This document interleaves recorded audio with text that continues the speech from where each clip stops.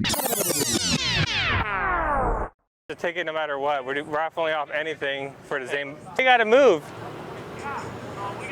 All right, right now we're setting up, getting ready for our trunk or treat. We got Rise here, we got UA Squad here coming in. You see them with the boba thing. We're just getting everyone aligned right now. If you haven't pre-registered, it's kind of tough luck to get parking right now, so next time better come out. It's close to midnight, and something evil's lurking in the dark. Under the moonlight, you see a sight that almost stops your heart.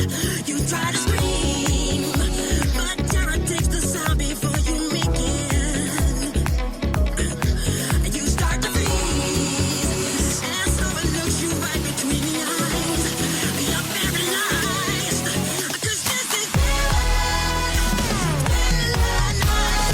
So these events are super important for Rise because we want to create safe spaces for our community, whether it's in cars, sports, or in music.